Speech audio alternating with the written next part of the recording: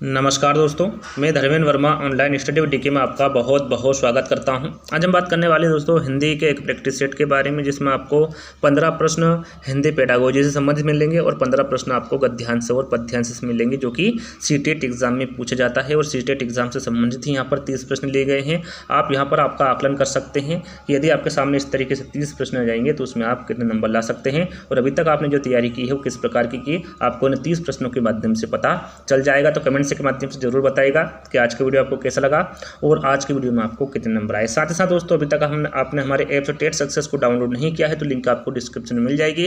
जाकर ऐप्स को डाउनलोड कर लीजिएगा, अपनी रेटिंग दे दीजिएगा और अपना सुझाव जरूर दीजिएगा कमेंट्स के माध्यम से कि वहाँ ऐप्स आपको कैसा लगा। यहाँ जो प्रैक्टिस सेट है दोस्तों ये सेकंड है। यदि आपको फर्स्ट पार्ट देखना है तो डिस्क्रिप्शन में लिंक दे दी गई है, वहाँ से आप उस वीडियो को देख सकते हैं। तो शुरू करते हैं। आज का पहला प्रश्न है हिंदी का। छात्रों को उपचारात्मक शिक्षण प्रदान करने की सबसे सुगम विधि कौन सी है? यहाँ पर आपको बताना है छात्रों को उपचारात्मक शिक्षण प्रदान करने की सबसे सुगम विधि के बारे में आपको बताना है। इन चारों विकल्पों में से कौन सा रहेगा? छात्रों के अधिगम संबंधी दोषों एवं कमजोरियों का निदान करना, छात्रों की व्यक्तिगत विभिन्नताओं के आधार पर उन्हें विभिन्न समूह में विभाजित करके उनके लिए शिक्षण की व्यवस्था करना, प्रत्येक छात्र के अधिगम संबंधी दोषों का व्यक्तिगत रूप से अध्ययन कर उन्हें दूर करना, या फिर उपरोक्त सभी। तो यहाँ पर हमारा राइट आंसर होगा छात्रों के अधिगम संबंधी दोषों एवं कमजोरियों का निदान करना। यह सबसे सुगम विधि है छात्रों को उपचारात्मक शिक्षण प्रदान करने की। तो यहाँ पर हमारा जो राइट आंसर होगा वो पहला वाला रहेगा। चलिए अगला प्रश्न है। प्रचलित भाषा संबंधी नियमों की व्याख्या ही व्याकरण है, यह कथन किसका है? इंपॉर्टेंट प्रश्न है। यहाँ पर आपको बताना है यह कथन किसका है। महर्षि पतंजलि का है, स्वीट महोदय का है, जेगर का है, या फिर कामता प्रसाद का है? तो यहाँ पर हमारा राइट आंसर होगा, यहाँ जो कथन है दोस्तों ये डॉक्टर जेगर का है कि प्रचलित भाषा संबंधी नियमों की व्याख्या ही व्याकरण है। तो यहाँ पर हमारा जो राइट आंसर होगा वो तीसरा वाला रहेगा। चलिए अगला प्रश्न है। कविता शिक्षण में गीत प्रणाली का प्रयोग किस स्तर पर करना सर्वाधिक उपयोगी होता है? यहाँ पर कविता शिक्षण में आपको गीत प्रणाली के बारे में बताना है कि इसका प्रयोग किस स्तर पर करना सर्वाधिक उपयोगी होता है। प्राथमिक कक्षा स्तर पर, माध्यमिक कक्षा स्तर पर, उच्च कक्षा स्तर पर, या फिर उच्चतर माध्यमिक कक्षा स्तर पर? तो यहाँ पर हमारा जो राइट आंसर होगा वो प्राथमिक कक्षा स्तर पर होगा, क्योंकि जो बच्चे होते हैं वो स्वभाव से ही संगीत प्रेमी होते हैं। इसलिए कविता शिक्षण में गीत प्रणाली का प्रयोग प्राथमिक कक्षा स्तर पर करना सर्वाधिक उपयोगी होता है। तो यहाँ पर हमारा जो राइट आंसर होगा वो पहला वाला रहेगा। चलिए अगला प्रश्न है। कविता शिक्षण की रिक्त स्थान प्रणाली या फिर कौन सी प्रणाली उच्चतर माध्यमिक कक्षाओं के छात्रों के लिए हितकारी है? यहाँ पर कौन सी प्रणाली है जो कविता शिक्षण की है, जो कि उच्चतर माध्यमिक कक्षाओं के छात्रों के लिए हितकारी है? गीत है, समीक्षा है, अर्थकथन है, या फिर व्याख्या प्रणाली है? तो यहाँ पर हमारा राइट आंसर होगा समीक्षा। कविता शिक्षण की समीक्षा प्रणाली उच्चतर माध्यमिक कक्षाओं के छात्रों के लिए हितकारी है। तो यहाँ पर हमारा जो राइट आंसर होगा वो सेकंड वाला रहेगा। चलिए अगला प्रश्न है। भाषा सीखने के लिए कौन सा कारक सर्वाधिक महत्वपूर्ण है? यहाँ पर आपको बताना है जो भाषा सीखने के लिए इन चारों विकल्पों में से वो कौन सा कारक है जो सर्वाधिक महत्वपूर्ण है। समृद्ध भाषिक वातावरण, भाषा के व्याकरणिक नियम, पाठ पर आधारित प्रश्नोत्तर, या फिर भाषा की पाठ्य पुस्तक? तो यहाँ पर भाषा सीखने के लिए बात हो रही है, तो यहाँ पर समृद्ध भाषिक वातावरण कारक सर्वाधिक महत्वपूर्ण है भाषा सीखने के लिए। तो यहाँ पर हमारा जो राइट आंसर होगा वो पहला वाला रहेगा। चलिए अगला प्रश्न है। दृष्टिबाधित बच्चों को भाषा सिखाते समय अधिक से अधिक मौखिक भाषा का प्रयोग करना चाहिए। उन्हें कक्षा में अलग बैठाना चाहिए ताकि उन पर विशेष ध्यान दिया जा सके। उन्हें विभिन्न भाषिक गतिविधियों में शामिल नहीं करना चाहिए, या फिर कम पाठों वाली पाठ्य पुस्तक का निर्माण किया जाना चाहिए। तो यहाँ पर हमारा राइट आंसर होगा जो दृष्टिबाधित बच्चे होते हैं इनको जो भाषा सिखाते समय अधिक से अधिक मौखिक भाषा का प्रयोग करना चाहिए, ना कि उन्हें कक्षा में अलग बैठाना चाहिए ताकि उन पर विशेष ध्यान दिया जा सके, और ना ही उन्हें विभिन्न भाषिक गतिविधियों में शामिल करना चाहिए, और ना ही कम पाठों वाली पाठ्य पुस्तक का निर्माण किया जाना चाहिए। क्या करना चाहिए? अधिक से अधिक मौखिक भाषा का प्रयोग करना चाहिए दृष्टिबाधित बच्चों को भाषा सिखाते समय। तो यहाँ पर हमारा जो राइट आंसर होगा वो पहला वाला रहेगा। चलिए अगला प्रश्न है। भाषा की पाठ्य पुस्तक के लिए पाठों का चुनाव करते समय क्या सर्वाधिक महत्वपूर्ण है? यहाँ पर आपको बताना है भाषा की जो पाठ्य पुस्तक होती है इसके लिए पाठों का चुनाव करते समय क्या सर्वाधिक महत्वपूर्ण है? पाठों की संख्या, प्रसिद्ध लेखकों की रचना, ऐसे पाठ जो बच्चों के संवेदना लोक के साथी बन सके, या फिर ऐसे पाठ जो अलंकारिक भाषा से युक्त हो। तो यहाँ पर हमारा राइट आंसर होगा भाषा की पाठ्यपुस्तक के लिए ऐसे पाठों का चुनाव करना चाहिए जो बच्चों के संवेदना लोक के साथी बन सके। तो यहाँ पर हमारा जो राइट आंसर होगा वो तीसरा वाला रहेगा। चलिए अगला प्रश्न है, नविता पहली कक्षा में पढ़ती है और वहाँ मेरे को आम बहुत अच्छा लगता है, मुझे थक गई आदि वाक्यों का प्रयोग करती है।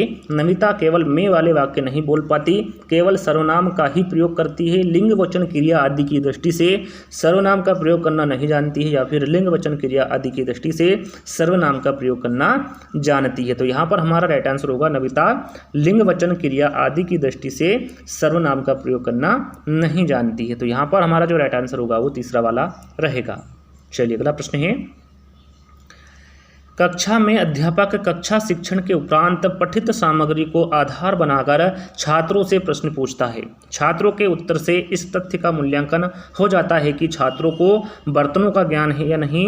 छात्रों के लेखन कौशल का मूल्यांकन करना, छात्रों से सुनकर विषय वस्तु को ग्रहण किया है या नहीं, या फिर इनमें से कोई नहीं। तो यहाँ पर हमारा राइट आंसर होगा कक्षा में अध्यापक कक्षा शिक्षण के उपरांत पठित सामग्री को आधार बनाकर छात्रों से प्रश्न पूछता है। छात्रों के उत्तर से इस तथ्य का मूल्यांकन हो जाता है कि छात्रों ने सुनकर विषय वस्तु को ग्रहण किया है या नहीं। तो यहाँ पर हमारा जो राइट आंसर होगा वो तीसरा वाला रहेगा। चलिए अगला प्रश्न है, भाषा शिक्षण के संदर्भ में निम्नलिखित में से कौन सी पाठ्य पुस्तकों की उपयोगिता है। यहाँ पर भाषा शिक्षण के संदर्भ में आपको बताना है कि इन चारों विकल्पों में से कौन सी पाठ्य पुस्तकों की उपयोगिता है। पाठ्य पुस्तकें शिक्षक का मार्गदर्शन करती है, पुस्तकें ज्ञान प्राप्ति का सशक्त साधन है, पुस्तकों के सहारे व्यक्ति बिना गुरु के भी अपना ज्ञानार्जन कर सकता है, पुस्तकें मौलिक चिंतन की सशक्त पृष्ठभूमि तैयार करती है, या फिर उपरोक्त सभी। तो यहाँ पर हमारा राइट आंसर होगा जो भाषा शिक्षण के संदर्भ में चारों विकल्पों में से पाठ्य पुस्तकों की जो उपयोगिता है वो है पाठ्य पुस्तकें शिक्षक का मार्गदर्शन करती है, पुस्तकें ज्ञान प्राप्ति का सशक्त साधन है, पुस्तकों के सहारे व्यक्ति बिना गुरु के भी अपना ज्ञानार्जन कर सकता है, और पुस्तकें मौलिक चिंतन की सशक्त भूमि तैयार करती है। तो यहाँ पर ये तीनों ही विकल्प पाठ्य पुस्तकों की उपयोगिता है भाषा शिक्षण के संदर्भ में। तो यहाँ पर हमारा जो राइट आंसर होगा वो उपरोक्त सभी होगा। चलिए अगला प्रश्न है, भाषा स्वयं है एक जटिल चुनौती है, एक विषय मात्र है, संप्रेषण का एकमात्र साधन है, या फिर एक नियमबद्ध व्यवस्था है। तो यहाँ पर हमारा राइट आंसर होगा जो भाषा स्वयं में दोस्तों एक नियमबद्ध व्यवस्था है। मोस्ट इंपोर्टेंट प्रश्न है, यहाँ प्रश्न सीटेट एग्जाम में पूछा जा चुका है। तो यहाँ पर अगला प्रश्न है हमारा, निम्नलिखित में से कौन सा कथन सत्य नहीं है। प्रश्न को ध्यान से पढ़ना है, उसके बाद आपको आंसर देना है। प्रश्न में पूछा गया है इन चारों विकल्पों में से कौन सा कथन सत्य नहीं है। वाणी अस्थायी होती है और लिखित भाषा की तुलना में काफ़ी तेजी से बदलती रहती है। भाषा और लिपि के बीच कोई निश्चित संबंध नहीं होता है। विश्व की सभी भाषाएं थोड़े से फेरबदल से एक ही लिपि में नहीं लिखी जा सकती, या फिर उपरोक्त सभी। तो यहाँ पर हमारा राइट आंसर होगा विश्व की सभी भाषाएं थोड़े से फेरबदल से एक ही लिपि में नहीं लिखी जा सकती, यह कथन सत्य नहीं है। तो यहाँ पर हमारा जो राइट आंसर होगा वो तीसरा वाला रहेगा। चलिए अगला प्रश्न है, भाषा का अस्तित्व एवं विकास समाज के बाहर नहीं हो सकता। यहाँ कथन किसका है? चाम्स्की का है, और इनका है, वाइगोत्स्की का है, या फिर जीन पियाजे का है। तो यहाँ पर हमारा राइट आंसर होगा यहाँ कथन और इनका है कि भाषा का अस्तित्व एवं विकास समाज के बाहर नहीं हो सकता। तो यहाँ पर हमारा जो राइट आंसर होगा वो सेकंड वाला रहेगा। चलिए अगला प्रश्न है, जब मूल्यांकन का प्रयोजन किसी विशिष्ट अधिगम प्रक्रिया में संकल्पनाओं को स्पष्ट करना होता है तो ऐसा मूल्यांकन कहलाता है। कौन सा मूल्यांकन कहलाता है? ऐसा मूल्यांकन निरंतर, निर्माणात्मक, संज्ञानात्मक या फिर विसंज्ञानात्मक। तो यहाँ पर हमारा राइट आंसर होगा जब मूल्यांकन का प्रयोजन किसी विशिष्ट अधिगम प्रक्रिया में संकल्पनाओं को स्पष्ट करना होता है तो ऐसा मूल्यांकन निर्माणात्मक मूल्यांकन कहलाता है। तो यहाँ पर हमारा जो राइट आंसर होगा वो सेकंड वाला रहेगा। चलिए अगला प्रश्न है हिंदी पेडागोजी का, यहाँ पर लास्ट प्रश्न है, उसके बाद आपको गद्यांश मिलेगा, उसको ध्यानपूर्वक पढ़कर आपको आंसर देना है। तो यहाँ पर लास्ट प्रश्न है हिंदी पेडागोजी का, निम्नलिखित में से किस तथ्य को ध्यान में रखकर स्कूली पाठ्यक्रम में भाषा शिक्षण के उद्देश्य तय किए जाने चाहिए? बच्चे अच्छी खासी विकसित भाषिक व्यवस्था के साथ ही स्कूल आते हैं। बच्चे का भाषा ज्ञान प्रारंभ में शून्य होता है। बच्चे में भाषा संबंधी कौशलों का पूर्णतः अभाव पाया जाता है, या फिर उपरोक्त सभी। तो यहाँ पर हमारा राइट आंसर होगा बच्चे अच्छी खासी विकसित भाषिक व्यवस्था के साथ ही स्कूल आते हैं। बच्चे का भाषा ज्ञान प्रारंभ में शून्य होता है और बच्चे में भाषा संबंधी कौशलों का पूर्णतः अभाव पाया जाता है। ये सभी को ध्यान में रखकर स्कूली पाठ्यचर्या में भाषा शिक्षण के उद्देश्य तय किए जाने चाहिए। तो यहाँ पर हमारा जो राइट आंसर होगा वो उपरोक्त सभी होगा। तो यहीं पर हमारे जो 15 प्रश्न थे गद्यांश के हिंदी पेडागोजी के यहीं पर समाप्त होते हैं। अब यहाँ पर आपको गद्यांश मिलेगा जिसमें प्रश्न क्रमांक 46 लगाकर 54 तक आपको इसी गद्यांश को ध्यानपूर्वक पढ़कर आंसर देना है। तो एक बार मैं पढ़कर सुना देता हूँ, एक बार आप पढ़ लीजिएगा, उसके बाद ही आपको आंसर देना है। तो यहाँ पर गद्यांश कुछ इस प्रकार है। चमकीले सूरज पर धब्बे शुरू से ही पाए जाते हैं। खगोलवेताओं ने सैकड़ों वर्षों की खोज के बाद यह पाया था कि सूरज पर इन धब्बों का एक चक्र लगभग 11 वर्ष का होता है, लेकिन पिछले लगभग 2 साल से सूरज पर यह धब्बे दिखने बंद हो गए हैं। इससे दुनिया भर के खगोल वैज्ञानिक चकित हैं। नासा के वैज्ञानिकों के मुताबिक ज्ञान स्मृति में ऐसा अब तक नहीं हुआ है कि सूरज पर धब्बे बिल्कुल ना दिखाई पड़े हो। वे यदि इसे एक असाधारण घटना मान रहे हैं तो यह अनायास नहीं है। सूरज से धब्बों के गायब होने का अर्थ है कि उसकी चुंबकीय क्षमता खत्म हो रही है और वहाँ सिकुड़ रहा है। सूरज यदि अपनी चुंबकीय क्षमता खो देगा तो उससे पृथ्वी को होने वाली हानि की सिर्फ कल्पना ही की जा सकती है। कुछ वैज्ञानिक जहां इस वजह से भीषण सौर तूफान आने की चेतावनी दे रहे हैं, वहीं कुछ का मानना है कि इससे पृथ्वी का तापमान इतना गिर जाएगा कि जीवन असंभव हो जाएगा। प्रश्न यह है कि ऐसा क्यों हो रहा है। नासा के वैज्ञानिक डेविड हैथवे और उनकी टीम ने अध्ययन के बाद पाया कि गैस के जो 2 बेल्ट सूरज की परिक्रमा करते हैं, हाल के वर्षों में उनमें से एक की गति तेज हो गई है। इससे ग्लोबल वार्मिंग की बहस ने भी नया रूप ले लिया है। पर्यावरणविदों का एक बड़ा वर्ग अब तक सूरज को ही ग्लोबल वार्मिंग की वजह बताता रहा है, लेकिन सूरज का हाल देखकर लगता है कि वहाँ खुद प्रकृति में आ रहे परिवर्तन का शिकार हो रहा है। यह भी संभव है कि सूरज के भीतर हो रहे परिवर्तन का पृथ्वी पर तत्काल कोई असर ना दिखाई पड़े, लेकिन मौजूदा घटना ने वैज्ञानिक को चिंतित तो कर ही दिया है। तो यहाँ पर एक गद्यांश था, अच्छा लगा पढ़ने में, तो आप एक बार अच्छे से पढ़ लीजिएगा, उसके बाद ही आंसर दीजिएगा, क्योंकि इसी में से आपको आंसर देना है। तो यहाँ पर गद्यांश का पहला प्रश्न है, दुनिया भर के खगोल वैज्ञानिक क्यों चकित है। यहाँ पर आपको बताना है दुनिया भर के जो खगोल वैज्ञानिक है वो क्यों चकित है। सूरज पर पाए जाने वाले धब्बों से, धब्बों के 11 वर्ष के चक्र से, 2 साल से सूरज पर स्थित धब्बे दिखने बंद होने से, या फिर सूरज की चुंबकीय क्षमता खत्म होने से। तो यदि आपने गद्यांश को ध्यानपूर्वक पढ़ा होगा तो वहां पर स्पष्ट रूप से बताया गया है कि चमकीले सूरज पर धब्बे शुरू से ही पाए जाते हैं। सूरज पर इन धब्बों का एक चक्र लगभग 11 वर्ष का होता है, लेकिन कुछ सालों से सूरज पर ये धब्बे दिखने बंद हो गए हैं। इसी से दुनिया भर के खगोल वैज्ञानिक चकित है। तो यहाँ पर हमारा जो राइट आंसर होगा वो 2 साल से या फिर कुछ वर्षों से सूरज पर स्थित धब्बे दिखने बंद होने से खगोल वैज्ञानिक चकित है दुनिया भर के। तो यहाँ पर हमारा जो राइट आंसर होगा वो तीसरा वाला रहेगा। चलिए अगला प्रश्न है, इस गद्यांश में लेखक ने किसका वर्णन करना चाहा है। जो आपने गद्यांश पढ़ा इसमें आपको बताना है किसका वर्णन किया है लेखक ने। सूरज के चक्रों का, सूरज में हो रहे परिवर्तनों का, सूरज में हो रहे परिवर्तनों के कारणों का, या फिर नासा के वैज्ञानिकों का। तो यहाँ पर हमारा राइट आंसर है, देखिए गद्यांश में लेखक ने सूरज में हो रहे परिवर्तनों का वर्णन करना चाहा है। किसका? सूरज में हो रहे परिवर्तनों का वर्णन करना चाहा है। वैज्ञानिकों को सूरज का हाल देखकर लगता है कि वहाँ खुद प्रकृति में आ रहे परिवर्तन का शिकार हो रहा है। कौन? सूरज। तो यहाँ पर इस गद्यांश में लेखक ने सूरज में हो रहे परिवर्तनों का वर्णन करना चाहा है। तो यहाँ पर हमारा जो राइट आंसर होगा वो सेकंड वाला रहेगा। चलिए अगला प्रश्न है, सूरज यदि अपनी चुंबकीय क्षमता खो देगा तो इसका क्या परिणाम होगा। होने वाले परिणाम की सिर्फ कल्पना ही की जा सकती है। पृथ्वी पर निश्चित रूप से भीषण सौर तूफान आएगा, पृथ्वी का तापमान बढ़ जाएगा, या फिर पृथ्वी का तापमान स्थिर रहेगा। तो यदि आपने गद्यांश को ध्यानपूर्वक पढ़ा है तो वहाँ पर बताया गया है कि सूरज यदि अपनी चुंबकीय क्षमता खो देगा तो उससे पृथ्वी के होने वाले हानि की सिर्फ कल्पना ही की जा सकती है। तो यहाँ पर हमारा जो राइट आंसर होगा वो पहला वाला रहेगा। चलिए अगला प्रश्न है, हाल के वर्षों में किसमें तेजी आई है? सूरज की गति में, धब्बों की गति में, सूरज की परिक्रमा करने वाले बेल्ट में, या फिर सूरज की परिक्रमा करने वाले बेल्ट की गति में। तो यहाँ पर आपने गद्यांश को ध्यानपूर्वक पढ़ा होगा तो वहाँ पर बताया गया है कि नासा के वैज्ञानिक डेविड हैथवे और उनकी टीम ने अध्ययन के बाद पाया है कि गैस के जो दो बेल्ट है सूरज की परिक्रमा करते हैं, हाल के वर्षों में उनमें से एक की गति तेज हो गई है। तो यहाँ पर हमारा जो राइट आंसर होगा वो फोर्थ वाला रहेगा, सूरज की परिक्रमा करने वाले बेल्ट की गति में हाल ही के वर्षों में तेजी आई है। तो यहाँ पर हमारा जो राइट आंसर होगा वो फोर्थ वाला रहेगा।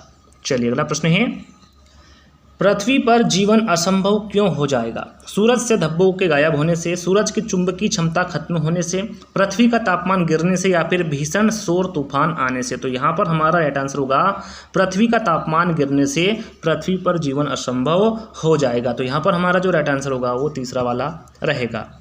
चलिए अगला प्रश्न है, खगोल का तात्पर्य। यहाँ पर आपको खगोल शब्द का तात्पर्य बताना है, क्या होगा? अंतरिक्ष होगा, भूगोल होगा, खग विद्या होगा, या फिर गोल पक्षी होगा। तो यहाँ पर हमारा राइट आंसर होगा जो खगोल से तात्पर्य होगा या फिर खगोल का जो तात्पर्य होगा वो अंतरिक्ष होगा, यानी कि अंतरिक्ष से ही खगोल का तात्पर्य। तो यहाँ पर हमारा जो राइट आंसर होगा वो पहला वाला रहेगा।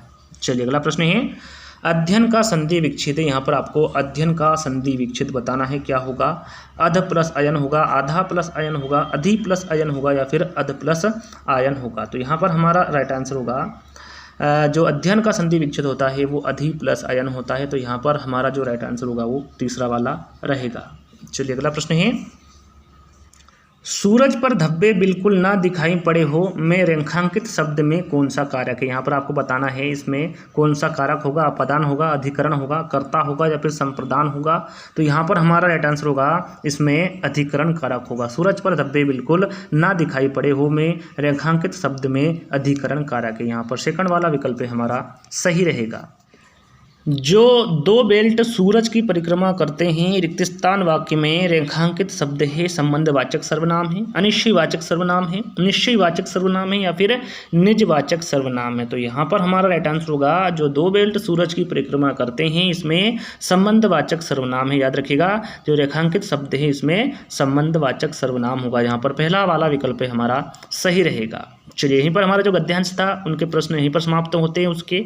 अब आपको यहाँ पर एक कविता मिलने वाली है जिसमें आपको 55 से 60 तक इसी कविता को ध्यान से पढ़कर आंसर देना है। तो एक बार मैं पढ़कर आपको सुना दूंगा, एक बार आप पढ़ लीजिएगा। तो कविता कुछ इस प्रकार है, हरा भरा हो जीवन अपना, स्वस्थ रहे संसार, नदियाँ पर्वत हवा पेड़ से आती है बहार, बचपन कोमल तन मन लेकर आए अनुपम जीवन लेकर, जग से तुम और तुमसे हैं ये प्यारा संसार, हरा भरा हो जीवन अपना, स्वस्थ रहे संसार, वृंद लताए पौधे डाली चारों ओर भरे हरियाली, मन में जगे उमंग यही है सृष्टि का उपहार, हरा भरा हो जीवन अपना, स्वस्थ रहे संसार, मुश्किल से मिलता है जीवन हम सब इसे बनाए चंदन, पर्यावरण सुरक्षित ना हो तो है सब बेकार, हरा भरा हो जीवन अपना, स्वस्थ रहे संसार। ये एक कविता थी, बहुत अच्छी कविता थी, आप पढ़ लीजिएगा अच्छे से, उसके बाद आपको आंसर देना है। तो यहाँ पर कविता का हम पहले कविता का जो पहला प्रश्न है उसकी ओर बढ़ते हैं। हरा भरा जीवन का अर्थ है, यहाँ पर हरा भरा जीवन का अर्थ बताना है, क्या होगा? खुशियों से परिपूर्ण जीवन, पेड़ पौधों से घिरा जीवन, हरे रंगों से भरा जीवन, या फिर हरियाली युक्त जीवन। तो यहाँ पर हरा भरा जीवन का अर्थ होता है खुशियों से परिपूर्ण जीवन। तो यहाँ पर हमारा जो राइट आंसर होगा वो पहला वाला रहेगा। चलिए अगला प्रश्न है, कौन सी चीज़ें बाहर लेकर आती है? पेड़ों की हवा, नदियों की आवाज़, पहाड़ों की चोटियाँ, या फिर समस्त प्राकृतिक अपादान। तो यहाँ पर हमारा राइट आंसर होगा समस्त प्राकृतिक अपादान बाहर लेकर आती है। आपने देखा होगा पंक्ति में कविता की, नदियाँ पर्वत हवा पेड़ से आती है बाहर, इससे स्पष्ट होता है कि समस्त प्राकृतिक उपादान बाहर लेकर आते हैं। तो यहाँ पर हमारा जो राइट आंसर होगा वो फोर्थ वाला रहेगा। चलिए अगला प्रश्न है, कवि ने सृष्टि का उपहार किसे कहा है? पौधे व डालियों को, वृंदलताएं को, हरा भरा जीवन को, या फिर प्राकृतिक सुंदरता और उससे उत्पन्न होने वाली खुशी को। तो यहाँ पर हमारा राइट आंसर होगा जो कवि ने सृष्टि का उपहार कहा है वो प्राकृतिक सुंदरता और उससे उत्पन्न होने वाली खुशी को कहा है। तो यहाँ पर हमारा जो राइट आंसर होगा वो फोर्थ वाला रहेगा। चलिए अगला प्रश्न है, कवि यहाँ संदेश देना चाहता है कि कवि कविता के माध्यम से क्या संदेश देना चाहता है दोस्तों? चंदन के पेड़ लगाने चाहिए, जीवन में सब बेकार है, पर्यावरण संरक्षण में ही जीवन संभव है, या फिर प्रकृति में पेड़ पौधे नदियाँ पर्वत शामिल है। तो यहाँ पर हमारा राइट आंसर होगा, जो कवि यहाँ संदेश देना चाहता है कि कविता के माध्यम से कि पर्यावरण संरक्षण में ही जीवन संभव है, क्योंकि यदि पर्यावरण है तो व्यक्ति का जीवन है, इसलिए हमें पेड़ पौधों की रक्षा करनी चाहिए और इन्हें काटना नहीं चाहिए। किसे? पेड़ पौधों को। तो यहाँ पर हमारा जो राइट आंसर होगा वो तीसरा वाला रहेगा। चलिए अगला प्रश्न है, जग से तुम और तुमसे है ये प्यारा संसार पंक्ति के माध्यम से कवि कहना चाहता है कि कवि क्या कहना चाहता है दोस्तों इस पंक्ति के माध्यम से? संसार का अस्तित्व व्यक्तियों से स्वतंत्र है, व्यक्ति और संसार दोनों का अस्तित्व एक दूसरे पर निर्भर करता है, संसार चलाने के लिए व्यक्तियों की आवश्यकता होती है, या फिर व्यक्ति का अस्तित्व संसार से स्वतंत्र है। तो यहाँ पर हमारा राइट आंसर होगा, जग से तुम और तुमसे है ये प्यारा संसार पंक्ति के माध्यम से कवि कहना चाहता है कि व्यक्ति और संसार दोनों का अस्तित्व एक दूसरे पर निर्भर करता है। तो यहाँ पर हमारा जो राइट आंसर होगा वो सेकंड वाला रहेगा, व्यक्ति और संसार दोनों का अस्तित्व एक दूसरे पर निर्भर करता है। तो चलिए अगला प्रश्न है हमारा और लास्ट प्रश्न है, अनुपम से अभिप्राय। यहाँ पर आपको अनुपम से अभिप्राय बताना है, क्या होगा जिसकी उपमा ना दी जा सके? सुखद, आनंद या फिर मनोहारी? तो यहाँ पर अनुपम से अभिप्राय है कि जिसकी उपमा ना दी जा सके। तो यहाँ पर हमारा जो राइट आंसर होगा वो पहला वाला रहेगा।